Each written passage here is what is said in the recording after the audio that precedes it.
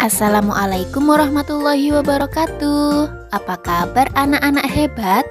Semoga selalu dalam keadaan sehat ya.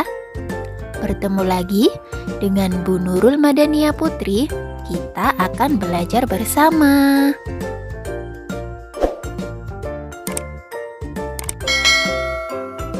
Anak-anak, sebelum belajar, jangan lupa untuk berdoa terlebih dahulu supaya ilmu yang kita pelajari dapat kita terima dengan baik.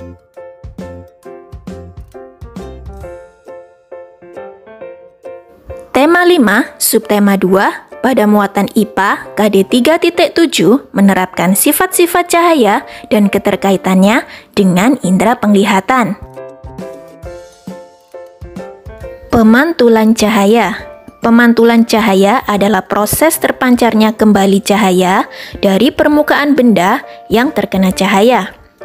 Cahaya secara mudah dapat kita amati pada permukaan benda yang mengkilap seperti cermin atau logam.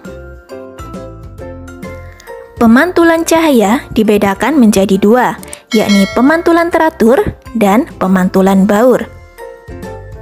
Pemantulan teratur. Pemantulan teratur adalah pemantulan cahaya yang terjadi pada permukaan yang rata. Berkas sinar pantulannya mempunyai arah yang teratur atau sama. Pemantulan teratur bersifat menyilaukan, namun mampu menghasilkan bayangan yang jelas. Ukuran bayangan yang terbentuk sesuai dengan ukuran benda. Pemantulan teratur biasanya terjadi pada cermin.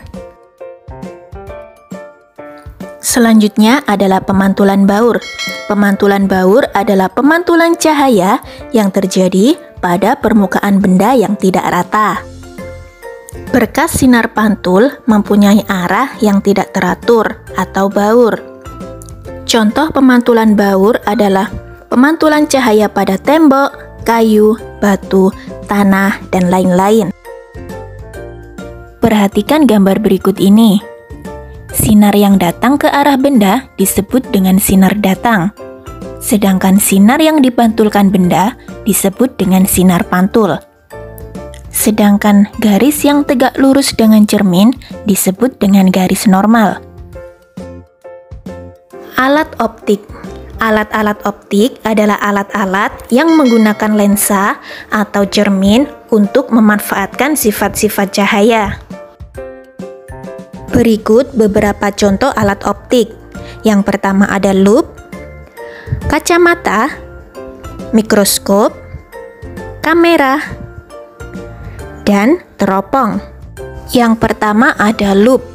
Lup atau kaca pembesar merupakan alat optik yang terdiri dari satu lensa cembung yang berfungsi untuk mengamati benda kecil agar terlihat lebih besar dan jelas.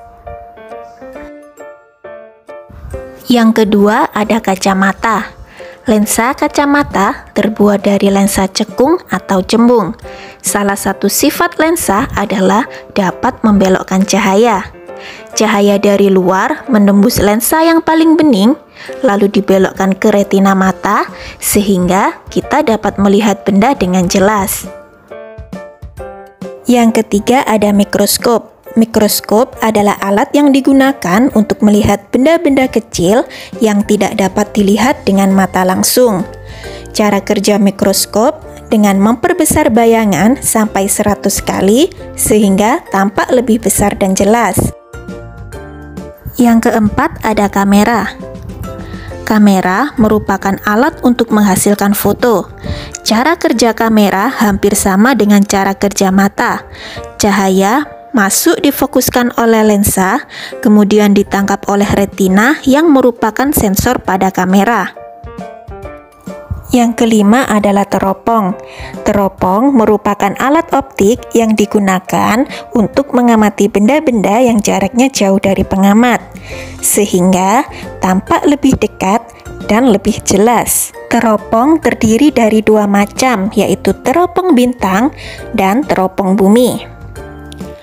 Teropong bintang digunakan untuk melihat benda-benda angkasa, sedangkan teropong bumi digunakan untuk mengamati benda di bumi yang jaraknya jauh dari pengamat.